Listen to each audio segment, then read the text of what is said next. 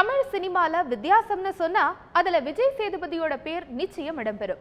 அந்த அளவுக்கு கதாபாத்திரங்களை தேர்வு செஞ்சு நடிச்சிட்டு வர அவரு இப்ப ரொம்பவே வித்தியாசமான ஒரு கெட்டப்புக்கு மாறுறாரு. தென்மேற்கு பருவக்காற்று படம் மூலமா தமிழ் சினிமால கதாநாயகனா அறிமுகமான விஜய் சேதுபதி ஒரு சில படங்கள்லயே நடிச்சிருந்தாலும் வித்தியாசமான கேரக்டர்களை தேர்ந்தெடுத்து அது மூலமா ரசிகர்களை கவர்ந்து முன்னணி நாயகர்கள் வரிசைக்கு வந்துட்டாரு.